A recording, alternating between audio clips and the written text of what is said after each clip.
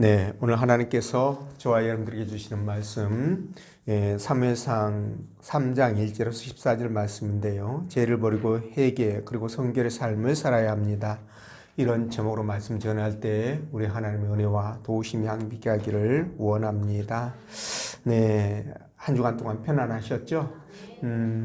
요즘은 이제 날씨가 전형적인 가을날이죠. 아침 저녁으로는 쌀쌀하고 또 낮에는 또 이렇게 따갑고 덥고 그럴 정도로 이런 때 이제 모든 이제 오곡백화가 이렇게 무르익어가는 시기이기도 한데요. 여러분들이 또 이렇게 가을 길지는 않지만 이 짧은 가을 여러분들이 또 이렇게 흠껏 누리시고 또 이렇게 기쁨 가운데 살아가시기를 부탁을 드립니다. 예, 오늘 하나님께서는 본문의 말씀으로 다음과 같은 세 가지로 우리에게 은혜를 주셨는데요. 그 첫째가 사람이 망하는 것은 죄를 회개하지 않기 때문이라는 것. 그리고 두 번째는 알면서도 지은 죄는 사함받기가 어렵다라는 것이고요. 세 번째는 그렇기 때문에 우리가 거룩과 성결한 삶이 되어야 되는데 이게 하나님 성소에서부터 시작되어야 한다라는 말씀 드립니다. 그래서 오늘 본 말씀 따라가면서 죄와 회개 그리고 사망의 관계가 어떻게 이루어지는지 성령께서 들려주시는 하나님의 음성을 듣도록 하겠습니다. 자, 첫째로 사람이 망하는 것은 죄를 회개하지 않기 때문이다 라는 건데 13절 말씀 함께 읽어봅니다. 시작. 내가 그의 집을 영원토록 심판하겠다고 그에게 말한 것은 그가 아는 죄악 때문이니 이는 그가 자기 아들들이 저주를 자청하되 금하지 아니하였음이니라. 아멘. 자, 하나님이 엘리 집안에 엄중한 심판을 선언해서 그야말로 그 집안이 풍비박산이 나는데요. 이 심판의 발단은 이미 알려진 대로 엘리의 두 아들 홈리와 비누아스가 하나님께 드릴 예물을 중간에서 가르치고 그리고 성전에서 봉사하던 여인과 동침하는 등 그야말로 하나님을 철저하게 무시하는 듯한 그런 악행을 저질렀기 때문이죠. 자, 그러면 엘리의 이 두 아들만 하나님이 심판하시면 되잖아요. 그런데 왜 그 아버지 엘리를 포함해서 집안 전체가 마치 연좌제처럼 그렇게 하나님의 심판을 받아야 했는가? 이 부분에 대해서 오늘 본문에서 이렇게 말씀하십니다. 그가 자기의 아들들이 저주를 자청하되 금하지 아니하였음이라 이렇게 말씀합니다. 그러니까 엘리의 두 아들이 이 저지른 폐악질이 하나님의 심판을 불러들였음에도 불구하고 엘리는 그 어떤 조치도 취하지 않았다라는 것이죠. 자, 그래서 만약에 아버지 엘리가 이 자식들의 폐악질을 몽둥이라도 들어가지고 바로 잡았다면 어떻게 되었을까? 아마도 하나님의 심판은 그 아들들로 끝나지 않았을까 이런 생각을 해봅니다. 자, 그럼에도 엘리는 아들들이 하나님을 무시하고 이렇게 조롱하는데도 감독의 의무를 소홀히 함으로 말미암아 하나님의 심판이 집안 전체로 확대되는 그런 원인을 제공하고 말았습니다. 다시 말해서 호미로 막을 것을 가래로 막았다 이렇게 말씀드릴 수 있을 것 같은데, 자, 여기까지 보면 하나님은 우리가 죄를 지으면 인정사정 없이 그 죄에 대해서 심판을 집행하시는 분으로 그렇게 오해하기 쉽습니다. 그러나 우리가 알아야 할 것은 이 엘리 가문은요, 단순히 그들이 하나님 앞에 죄를 범했기 때문이다 라고 이야기하기는 어렵습니다. 자, 만약에 엘리 가문이 단지 그들의 죄 때문에 망한 거라고 한다면 이 세상에 살아날 사람은 아무도 없습니다. 왜냐하면 세상에 죄 없는 사람은 없기 때문에 그렇죠. 그래서 만약 누가 자기가 죄가 없다, 나는 죄 없다, 진짜 그냥 깨끗하고 정직하고 바르게 살아왔다, 그래서 나는 죄 없는 사람이다 라고 한다면 우리는 어떻게 해야 됩니까? 그렇습니다. 잘 돌봐줘야 되죠. 그런 분들은 잘 돌봐주셔야 됩니다. 하나님은 우리의 마음까지 감찰하신 분이다 이렇게 말씀하시잖아요. 그래서 나 자신은 사실 속일 수 있습니다. 나 자신은 속일 수가 있어도 하나님은 못 속인다는 거예요. 그래서 요한복음 1장 10절에서 뭐라고 말씀하시느냐? 만일 우리가 범죄하지 아니하였다 하면 하나님을 거짓말하는 이로 만드는 것이니 또한 그의 말씀이 우리 속에 있지 아니하니라 이렇게 말합니다. 그러니까 내가 죄가 없다라고 하면 하나님을 거짓말쟁이로 만든다는 거예요. 하나님께서는 우리에게 죄가 있다. 그 누구도 죄를 벗어나지 못한다라고 얘기를 했는데, 그러니까 하나님을 거짓말쟁이로 만든다 그 뜻이죠. 그래서 설령 나는 진짜 죄를 안 짓고 내가 아무리 찾아봐도 나는 누구한테 뭐 손끝만큼도 해를 끼친 적이 없고 그냥 바르고 정직하게 살아왔다라고 해도 그 사람은 태어난 그 순간부터 아담의 그 죄를 DNA로 가지고 태어났기 때문에 자동적으로 죄인이 된다는 거죠. 그래서 아무리 사람이 착하고 선해도 뭐 부처라고 할지라도 마음매시고 공자라고 할지라도 전부 다 어떻게 된다? 죄인이다. 이렇게 말씀을 드리는 거예요. 그래서 로마서 3장 23절에서 뭐라고 말씀하십니까? 모든 사람이 죄를 범하였음에 하나님의 영광에 이르지 못하더니 이렇게 말씀하시잖아요. 여기에 모든 사람입니다. 모든 사람이 죄를 범했다 이렇게 말씀하셔요. 그러니까 인간이 다 죄인이라고 해서 오늘 엘리 가문처럼 모든 사람이 다 심판에 이르는 것은 아니라는 겁니다. 그러니까 사람이 구원받지 못하는 것은 단순히 죄인이 아니고요. 또 죄의 크기가 크고 엄중해서도 아니다. 그럼 뭐 때문에 심판을 받느냐? 바로 그 죄를 하나님 앞에 고백하고 회개하지 않는 것 때문에 그렇다는 거예요. 만약에 말이죠, 이 엘리 그 두 아들이 하나님 앞에 그러면 그렇게 했던 행함으로 말미암아 죄를 받았다고 했을 때, 그러면 사도 바울은, 그보다 더한 사도 바울은 어떻게 되느냐라는 문제가 생기죠. 근데 바울이 다메섹에서 말이죠, 주님을 만나기 전까지는 그는 정말 이루 말할 수 없는 큰 죄인이었습니다. 본인이 자기를 가리켜서 죄인 중에 괴수다 이렇게 말할 정도였지 않습니까? 그렇죠? 물론 겸손해서 하는 그런 말일 수도 있겠지만 사실 그의 모습을 보면 꼭 그렇지도 않습니다. 그는요, 예수 믿는 사람을 전문으로 잡아다가 가두는 사람이지 않습니까? 모르긴 해도 아마 많이 죽였을 것입니다. 더군다나 예수님이 죽임을 당할 때 그는 예수께서 마땅히 죽어야 될 사람이다 이렇게 생각을 했던 증인이었었어요. 그럼에도 그는 망하지 않고 오히려 하나님의 부르심을 받고, 그죠? 기독교 역사에 전무후무한 족적을 남기죠. 거기다가 순교까지 한 놀라운 그런 위대한 길을 간 성각자입니다.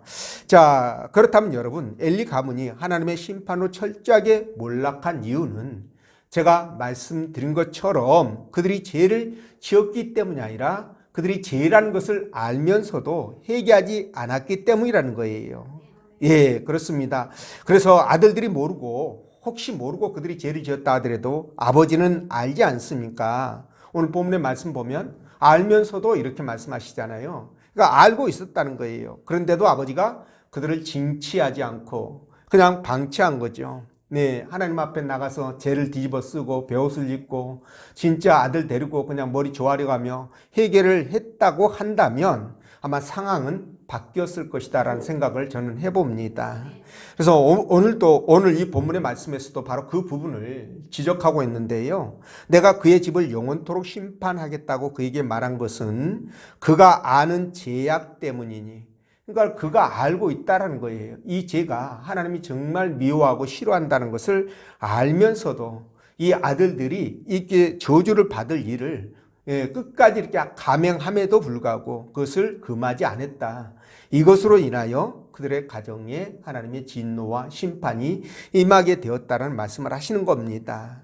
그러니까 엘리 자식들이 행하는 짓이 하나님께 얼마나 큰 죄인지를 알면서도 아무런 조치도 취하지 않았고 회개도 하지 않았다 이 말씀입니다. 그래서 여러분 동일한 죄를 지었다고 해가지고 여러분 똑같은 벌을 받는 건 아닙니다. 그 좋은 예가 뭐냐면 바로 사울왕과 다윗 왕, 여러분 잘 아실 겁니다. 그렇죠? 그 다윗은 말이죠. 그 끝까지 그가 왕으로서 생을 마감하죠. 그리고 그의 허리에서 그리스도가 탄생할 정도로 하나님 앞에 어마어마한 복을 받게 되는데, 반면에 사울왕은요 하나님께 버림받고 결국에는 이 블레셋과의 전투에서 아들들 다 잃고 자기도 결국 자결하고 말지 않습니까? 여러분, 그 차이가 뭘까요? 네, 연약한 인간인지라 죄를 지을 수밖에 없다고 하죠. 그러나 죄에 대해서 하나님 앞에 어떤 태도를 취하느냐, 바로 그것이 이 차이를 결정한 것입니다. 이해가 되시는지요? 그래서 사울왕은 사무엘의 책망을 듣고도 회개치 않고 끝까지 순종하지 않지 않습니까? 그렇죠? 근데 반면에 다윗은 어떻습니까? 나단 선지자의 책망을 듣고 즉시 회개하고 돌아섭니다. 자, 이 부분이라는 거죠, 여러분. 이해가 되십니까? 그리고 또 헤롯왕의 아들로 야고보를 죽이고 기독교인들을 굉장히 핍박했던 헤롯 아그리파 1세라는 사람이 있거든요. 근데 이 사람은 결국 하나님의 심판으로 충이 먹어서 죽습니다. 예, 여러분 알고 있는 내용이죠. 그런데 똑같이 그렇게 기독교인들을 핍박했던 사도 바울 말이에요. 그는 아까 말씀드린 것처럼 주의 일꾼으로 엄청난 족적을 남깁니다. 여러분, 이 차이가 뭐라고 생각하십니까?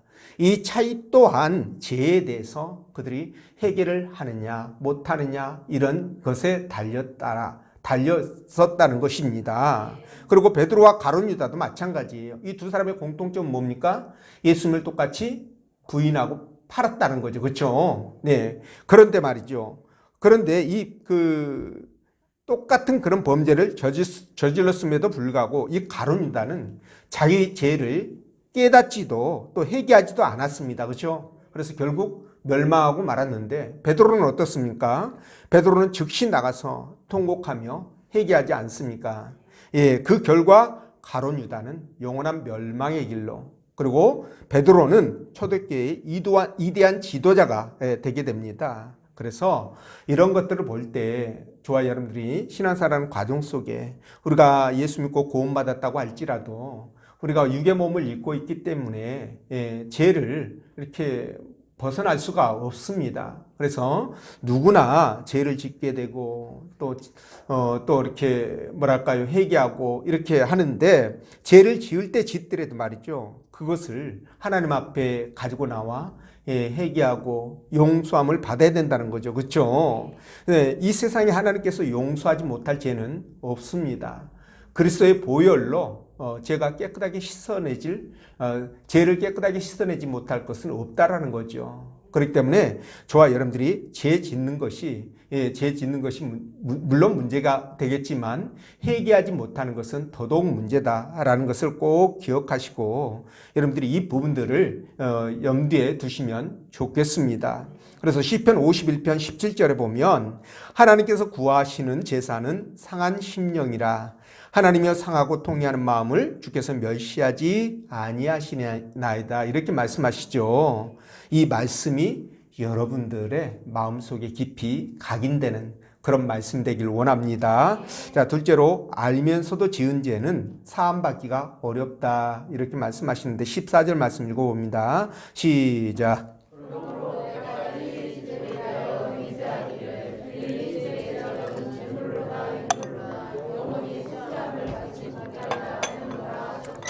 아멘. 자, 엘리의 자식들이 하나님을 무시하고 능멸하는 그런 죄를 지었지만 그를 바로잡지 못하고 방치함으로 말미암아 결국 하나님의 징계를 받게 되는데요.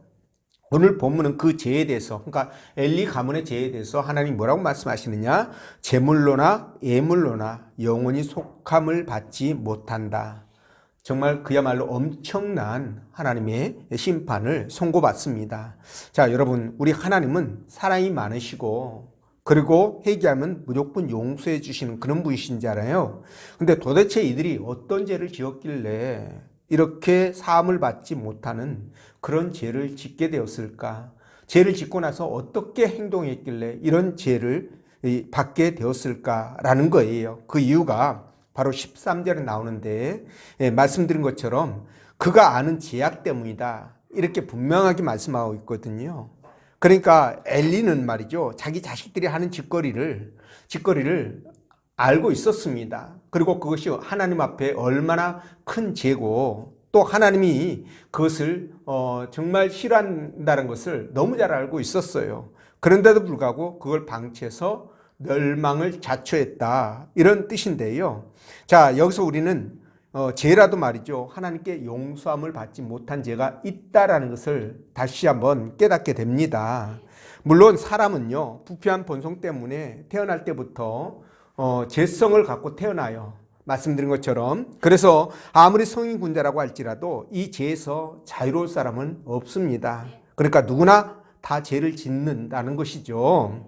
자, 그런데 하나님께서 이 내용을 잘 알까요, 모를까요? 잘 아시죠. 우리가 어떤 존재인지, 죄를 이길 수 있는지 없는지 이걸 너무나 잘 알고 계시는 거예요. 그래서 하나님께서는 그런 저와 여러분들을 불쌍히 여기셔서 이 죄를 해결할 수 있는 방법을, 그 길을 열어주셨어요. 그래서 구약시대 때는, 예수 그리스도가 이 땅에 오시기 전 구약시대 때는 어떻게 했느냐, 바로 이 희생제사를 통해서 속죄의 길을 열어주셨던 겁니다. 그리고 주님이 오신 이후 신약시대에는 예수 그리스도를 믿음으로 말미암아 속죄를 얻을 수 있는, 받을 수 있는 그 길을 열어주셨습니다. 자, 그런데 모든 죄가 용서받는 것이 아니라 용서받지 못할 죄도 있다라고 말씀을 드렸는데요. 자, 그게 무엇입니까? 사람들은 보통 하나님께서 하나님께 용서받지 못할 죄가 뭐 살인이라든가, 그죠? 어마어마한 큰 방화를 저질렀거나, 사람을 그죠? 수십 명 막 죽이고, 이런 큰 죄는 용서받을 수가 없을 것 같고, 도둑질이라든가, 그죠? 남한테 이렇게 거짓말하고 이런 것들은 용서받지 않겠냐, 이렇게 이제 생각을 할 수 있습니다. 그런데 꼭 그렇지 않죠, 그렇죠? 하나님의 판단은 우리와 다르기 때문에 그렇습니다. 그러니까 우리는 죄가 크냐 적냐, 그것이 중하냐 경하냐, 이런 것들로 따지게 되는데요. 하나님은 전혀 그렇지 않고요. 그 죄 지은 사람의 마음 상태로 따진다는 거예요. 판단한다는 겁니다. 이해가 되십니까? 그러니까 죄의 경중을 보는 것이 아니라 고의성 여부입니다. 이 사람이 나쁜 의도를 갖고 어떤 목적을 갖고 의도적으로 했느냐, 또는 부지불식간에 했느냐, 이 부분을 따진다는 거죠. 그래서 마치 도피성 제도처럼 아무리 큰 죄를 지었다 하더라도 고의가 아니라면 하나님께서 용서해 주시죠. 그러나 사소한 죄라도 그것이 악한 것을 알고 고의적으로 그렇게 했다면 용서하지 않는다는 겁니다. 왜냐하면 하나님이 죄를 얼마나 싫어하십니까? 근데 이 죄로 말미암아 피해자가 있을 거 아니에요. 그 피해자가 말이죠, 그 죄 때문에, 그 사람의 행위 때문에 얼마나 큰 고통과 아픔을 겪겠습니까? 뿐만 아니라 우리 하나님도 똑같습니다. 우리 하나님도 말이죠, 죄에 대해서 굉장히 분노한다는 것을 알면서 어떻게 합니까? 그것을 저질렀다라고 한다면 그건 피할 수가 없는 것이죠. 그래서 오늘 엘리 가문이 바로 그런 상태였다라는 거예요. 그러니까 하나님이 정말 싫어하실 거 아니에요. 아니, 하나님 앞에 제사를 드려야 될 제물을 미리, 그것도 제사 다 끝나고 가져가는 것도 아니고 미리 중간에 탈취하는 거잖아요. 이건 있을 수 없는 일입니다. 그죠? 하나님의 권위에 정면으로 도전하는 것과 똑같다고 볼 수 있는 거죠. 그러니 어떻게 이거를 용서받을 수가 있겠습니까? 쉽게 말하면 하나님의 영리를 건드리는 거예요. 그러니까 신적인 그 부분에서의 범죄는 정말 감당키가 어렵죠. 자, 그래서 정말 이런 부분에 있어서는 우리가 조심하고 해야 되는데, 자, 이렇게 했다고 한다면 혹시라도 우리가 하나님 앞에 간절하게 회개하고 기도하면서 용서를 구했다라고 했을 때, 그러면 또 어떻게 될 것인가라는 거예요. 근데 저는 이렇게 생각합니다.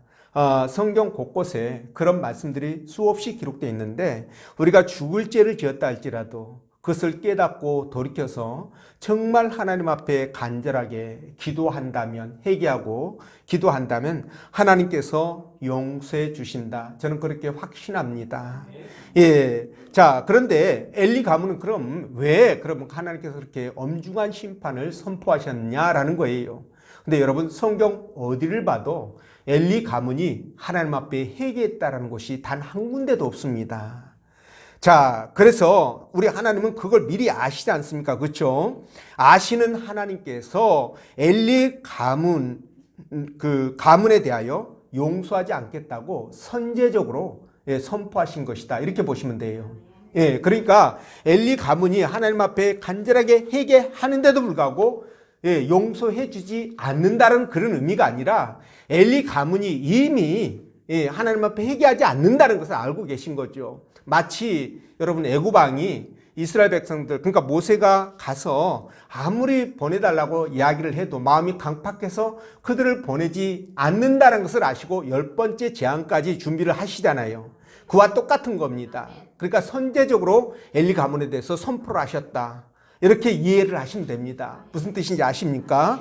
그렇기 때문에 저와 여러분들은 하나님 앞에 어떤 잘못을 했다 할지라도 진심으로 돌이키고 회개한다면 하나님은 깨끗하게 용서해 주신다. 이 부분을 여러분들이 기억하셨으면 좋겠습니다. 여러분 베드로 보십시오. 아까도 베드로 얘기를 했는데 이 베드로가 하나님을 부인하는 그런 영린을 건드렸지 않습니까? 그렇죠? 우상을 숭배하든가 하나님의 이름을 더럽힌다든가 이런 거는 영린을 건드리는 겁니다. 예, 이렇게 영린을 건드리는 큰 죄를 지었지만 사실 이 베드로가 그렇게 그런 그 주님을 부인한 것은 반사적으로 나온 거예요. 확 찌르니까 갑자기 방어 기제가 작동을 해가지고 거짓말이 나온 거죠. 나 모른다. 예, 그리고 3번씩이나 예수님을 저주하면서까지 그렇게 한 것은 의도성이 있습니다. 첫 번째는 모르지만 두 번째, 세 번째는 의도성이 있는 건 분명히 맞습니다. 그런데도 불구하고 그가 밖에 나가서 심히 통곡하며 회개를 하지 않습니까? 그러므로 말미암아 하나님 앞에 관계가 회복되어지고 아까 말씀드린 것처럼 예루살렘 교회의 위대한 지도자가 되게 되는 거죠. 그러니까 결국은 뭡니까? 회개라는 거예요. 이해가 되시죠? 자, 그런데도 불구하고 요즘 이제 교회 다니는 사람들 중에서 하나님의 깊은 은혜를 맛보고 또 진리의 말씀을 깨닫고 알면서도 교회를 멀리하고 불신자처럼 사는 그런 사람들이 있습니다. 그런데 그런 사람들에 대해서 성경은 뭐라고 말씀하느냐? 바로 히브리서 6장 4절에서 6절에서 이렇게 말씀합니다. 한번 빛을 받고 하늘의 은사를 맛보고 성령에 참여한 바 되고 하나님의 선한 말씀과 내세의 능력을 맛보고도 타락한 자들은 다시 새롭게 하여 회개할 수 없나니 이는 그들이 하나님의 아들을 다시 십자가에 못 박아 드러내놓고 욕되게 함이라. 이렇게 말씀하거든요. 굉장히 의미심장한 말씀입니다. 그렇죠? 네, 의미심장한 말씀이에요. 근데 여러분 여기서도 새롭게 하여 회개할 수 없나니 이렇게 말씀하고 있는데요. 여기서도 여러분 이렇게 해석을 해야 됩니다. 어떻게 해야 되느냐? 여러분 그 사람이 회개를 하지 않는다는 뜻이에요. 그러니까 그 사람이 회개를 하지 않기 때문에 이걸 이미 알고 계시는 거죠. 이 정도 나가면 그 사람 절대 회개하지 않는 거예요. 않는다는 거 하나님은 아십니다. 그래서 이렇게 선제적으로 또 말씀을 하신 겁니다. 이해가 되십니까? 예. 그 사람이 회개하는데도 불구하고 정말 진심으로 하나님 앞에 정말 다윗처럼 눈물로 침상을 띄울 정도의 그런 회개를 하는데도 하나님이 용서하지 않는다? 그런 뜻이 아닙니다. 근데 이 정도 되면 회개 자체를 회개 자체를 담을 쌓아버리는 그런 상태가 되기 때문에 그런 심정을 미리 알고 계신 하나님께서 선제적으로 이렇게 대응하신 거예요. 자, 이런 부분을 생각한다면 저와 여러분들이 하나님 앞에 회개하는 것이 얼마나 중요한 것인지를 다시 한번 깨닫게 됩니다. 그래서 저와 여러분들이 죄를 안 지을 수는 없어요. 살아가면서 정말 나쁜 짓 할 수 있죠. 예수 믿는다고 해가지고요. 뭐 속된 말로 우리 속된 말 이런 게 하잖아요. 부처님 가운데 토막 같아 이런 표현을 쓰지 않습니까? 예, 그런데 부처님도 부처도 뭡니까 죄인 아닙니까? 그러니까 그런 말은 적절하지 않는 것 같아요. 우리 신앙인들에게 그죠? 어쨌든 그런 말이 있는데 그런 사람이라고 할지라도 여러분 그런 사람이라고 할지라도요 죄를 지을 수밖에 없어요. 죄를 지을 수밖에 없습니다. 제가 말씀드렸잖아요. 구약의 율법을 다 지켰다 할지라도 신약에 넘어와서 우리 예수님께서 뭐라고 말씀하십니까? 죄에 대해서 새롭게 규정하면서 마음만 품어도 죄를 이미 짓는 것으로 말씀하시잖아요. 여자를 보고 음욕을 품으면 간음했고, 형제를 보고 미워하면 살인했고, 살인자가 되어버리고 간음자가 되어버리니까 죄인 아닌 사람이 세상에 어디 있겠냔 말입니까? 그래서 죄인 아닌 사람은 없습니다. 다만 그 죄를 지었을 때 우리가 어떻게 해야 되는가, 이 부분이 중요하다는 거예요. 이걸 오늘 본문에서 말씀하고 있고요. 그래서 우리는 진짜 이런 것들을 깨닫고 하나님과의 관계를 잘 맺어가야 됩니다. 죄를 잘 정리하고 맺어가야 됩니다. 그렇게 되시길 바라고, 세 번째, 거룩과 성결은 하나님 성소에서부터 시작된다 말씀하시는데, 여러분 이 본문의 말씀 말이죠. 그 엘리 가문의 그 행악과 배신에 대해서 하나님이 얼마나 깊이 분노하고 계시는가, 이 부분을 지금 우리가 알 수가 있습니다. 물론 당시 사사시대 때에는요, 이때가 사사시대입니다. 끝무렵인데 이 사사시대 때에는 정말 이스라엘 백성들이 타락이 정말 극심했습니다. 그래서 하나님을 예배하고 섬기는 것도요, 이게 말씀을 벗어나서 그들의 마음대로 섬기는 거예요. 하나님께서 정해놨지 않습니까? 이렇게 예배드리고, 이렇게 그 너희들이 속죄를 받고 제사함을 받고, 이런 절차들이 다 있는데 다 깡그리 무시하고요, 자기들 어른대로 생각대로 막 마음대로 율법을 따르지 않고 제사를 지내다 보니까 이런 무법천지 가운데서 엘리 가문도 물들었을 것으로 그렇게 판단을 해봅니다. 그런데도 불구하고 다른 사람들에 비해서 왜 하필 엘리 가문에 유독 이렇게 심하게 하나님께서 징계를 하셨느냐라는 거예요. 여러분, 왜 그랬을까요? 이 부분에 대해서는 분명하게 말씀드릴 수 있는 것이 뭐냐, 다른 곳은 타락하고 변질되어도 하나님의 성소만은 거룩하고 정결해야 된다라는 것을 본보기로 보여주신 겁니다. 이해가 되십니까? 자, 여러분, 하나님의 성전이 어떤 곳입니까?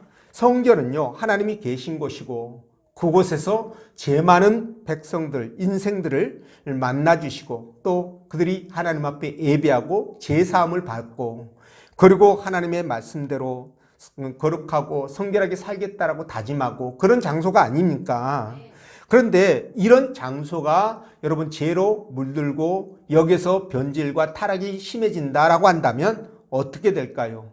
이제는 더 이상 바랄 곳이 없어지는 거죠. 완전히 희망이 무너져 버리는 겁니다. 그래서 무엇보다도 세상은 그렇다고 할지라도, 그래서 교회 공동체만이라도 바르고 진실됨으로, 그죠? 그리고 세상과는 다른 모습으로 살아가야 될 필요가 있는 거예요. 이게 저와 여러분들에게 주어진 의무입니다. 그런데 이게 안 되면 하나님께서 어떻게 하시느냐? 성전부터 손보신다라는 거예요. 이해가 되십니까? 그래서 오늘 하나님께서 엘리를 심판하실 때 하셨던 말씀이 있는데, 그게 뭐냐? 다른 사람에게 죄를 지으면 하나님께서 도와주실 수 있으나 성전에서 여호와께 죄를 지으면 누가 너를 구해주겠냐라고 아들들에게 이렇게 얘기를 하거든요. 그러니까 사람이 사람에게 죄를 지으면 사실을 용서를 받을 수 있는데, 하나님 앞에 그것도 성전에서 죄를 짓게 되면 용서함을 받지 못한다, 이런 의미입니다. 그래서 여러분, 저와 여러분들은 성전입니다. 고린도전서 3장 16절 17절 보면 저와 여러분들이 성전이라고 분명하게 그렇게 못 박아 두셨습니다. 그렇기 때문에 이 성전은요, 거룩하고 성결해야 된다는 거죠. 왜냐하면 이 성전 안에 누가 계시기 때문에? 하나님이 계시기 때문에 그렇습니다. 그래서 저와 여러분들이 성전으로서 세상과는 다르지 않아요. 세상과는 다른 어마어마한 특권을 우리가 입었습니다. 그죠? 자, 그렇다고 한다면 우리는 그에 걸맞게 우리의 모습도 그런 성전답게 달라져야 된다는 거죠. 그래야만이 우리가 하나님의 뜻에 부합한 삶을 살 수 있기 때문에 그렇고요. 또 성전이 더러워서 변질되고 타락해서 임하는 하나님의 심판을 피할 수 있기 때문에 그렇습니다. 여러분, 하나님은요, 성전에 대해서 굉장히 관심이 많으십니다. 굉장히 관심이 많으셔요. 그래서 말이죠, 예수님이 여러분 그 예루살렘에 그러니까 세례를 받으시고 이제 예루살렘으로 올라가시잖아요. 올라가셨을 때 가장 먼저 예루살렘 성전에 들어가서 하셨던 일이 뭘까요? 예, 성전을 뒤집어 엎고 장사하는 무리들을 내쫓았던 성전 정화 작업이었었습니다. 아시죠? 그리고 마지막 주님이 이제 십자가에 못 박혀 돌아가시려고 예루살렘 성전에 일주일 전에 들어오시잖아요. 그렇죠? 성전으로 들어가시게 되는데 안식 첫날 그때 들어가셔서 하셨던 가장 첫 번째 일이 또 뭔지 아세요? 그때도 성전 정화 작업이었었어요. 이런 것을 보면 우리가 뭘 알 수 있느냐? 아, 하나님께서는 정말 이 성전에 대하여 성전이 거룩하고 성결하고 정결해야 된다라는 그런 마음을 갖고 계시는 거구나. 그래서 그 성전의 역할을 바르게 못하면 하나님께서 뒤집어 엎으시는구나 라는 것을 우리가 알 수 있는 겁니다. 이해가 되시는지요? 이런 부분들을 우리가 깨달아야 됩니다. 그래서 만약에 이스라엘 백성들이 진짜 하나님의 성전을 성전답게 거룩하고 정결한 곳으로, 그리고 그곳에서 이스라엘 백성들이 하나님을 만나고 교제와 교통이 이루어지고 하나님 앞에 복을 받고 그런 장소로 온전하게 가꾸었다면 그들이 과연 AD 70년 로마의 티토스 장군에 의해서 정말 돌 위에 돌 하나도 남지 않고 무너질 정도로 그 성전이 그렇게 파괴가 되었을까라는 생각을 해보는 거예요. 만약에 그렇게 했다면 저는 절대로 성전이 파괴되는 것을 하나님이 용납하지 않으셨다라고 저는 믿습니다. 하나님은 그럴 만한 능력이 있잖아요. 아무리 노마가 아니라 노마 하렙이라고 할지라도 하나님께서 행하시면 그들이 어떻게 감당하겠습니까? 하나님의 능력을. 그러니까 저는 그렇게 믿거든요. 그래서 여러분, 저와 여러분들은 말이죠. 이 하나님의 성전이기 때문에 이 부분에 대해서는 정말 우리가 소중하게 여러분들 자신을 생각하고 관리하고 감독하셔야 돼요. 여러분들 제가 말씀드리잖아요. 예수 그리스도를 믿으면 위대한 사람이 된다고 얘기했지 않습니까? 그 이유 중에 하나가 또한 우리가 성전이기 때문에 위대한 거예요. 이해가 되시는지요? 아니 하나님이 계시는데 내 안에 계시는데 나처럼 위대한 사람이 어디 있습니까? 여러분들처럼 위대한 사람이 어디 있냐고요. 그렇기 때문에 여러분들이 세상에 어디에 나가도 당당하고 자신 있게 살아가는 거예요. 네, 그리고 어떤 문제가 생겨도 그 문제에 몰입할 이유가 없습니다. 왜냐하면 내 안에 계신 하나님께서, 내 성전에 계신 하나님께서 그 문제를 붙들고 나가실 거 아니겠습니까? 그렇기 때문에 걱정할 이유도 없고, 예, 질병이나 어떤 상황에서도 때가 되면 하나님께서 데리고 가시겠죠. 그렇죠? 예, 데리고 갈 때 데리고 가더라도 우리는 하나님의 인도하심을 믿고 끝까지 예, 하나님의 역사를 기대하면서 이기고 나가야 된다는 겁니다. 이해가 되시죠? 그래서 옛날에 구약시대 때 성전이나 성막이 오늘날 교회로 그 기능이 대체되었습니다. 여러분 아시죠? 그래서 오늘날 이 교회는 성막과 성전으로서 이 죄악과 타락된 이 세상에서 교회는 신앙을 지켜야 되고요. 믿음을 지켜야 되고 거룩함을 지켜야 되고 그죠? 그래서 세상의 빛과 소금의 역할을 감당해 가는 것입니다. 예, 그래서 이런 일들을 제대로 하지 못하면 우리는 하나님의 엄중한 책망을 받을 수밖에 없습니다. 그러니까 교회는 세상 사람과 똑같은 마인드로 살 수가 없어요. 예, 그들이 생각하는 대로 우리도 똑같이 생각하면서 행동할 수는 없다는 거예요. 달라야 되죠. 예, 하나님께서 세상과 달라져야 한다고 우리에게 말씀하시는데 우리가 세상과 똑같이 산다면 하나님의 말씀에 불순종하는 것과 같지 않습니까? 예, 그래서 정말 교회가요, 맏을 잃어버리면 길거리에 밟히는 소금이 된다라고 말씀하신 것처럼 우리는 세상의 소금이 돼야 되는 거죠. 그렇죠? 빛과 소금이 돼야 된다 이렇게 말씀하는데 우리가 그 맏을 잊어버리고 빛을 잊어버리면 아무 쓸데기도 없어진다는 거죠. 사람들에게 밟히는 그런 존재가 될 수밖에 없다는 겁니다. 그래서 저와 여러분들은 어떻게 하든 간에 진짜 좀 긴박감을 가져야 됩니다. 하나님께서 내가 죄를 회개하지 않았을 때 어떻게 하실 것인가라는 부분, 그리고 마지막 이 세상이 어떻게 되어질 것인가라는 부분에 대해서 우리는 미리 예측을 하고 경각심을 가져야 됩니다. 세례요한이 뭐라고 얘기했습니까? 도끼가 이미 나무 뿌리 위에 놓여져 있다 이렇게 말하잖아요. 이 말인 즉슨 하나님께서 지금 뭡니까? 도끼를 붙들고 세상을 치기 일보 직전이다. 그런 뜻입니다. 그렇기 때문에 우리는 이런 긴박함과 이기의식을 가지고 우리에게 문제가 있으면 회개하고요. 정결하게 해야 돼요. 왜냐하면 성전이니까 정결하게 해야 됩니다. 왜냐하면 하나님은 성전부터 청소 작업을 시작하시니까.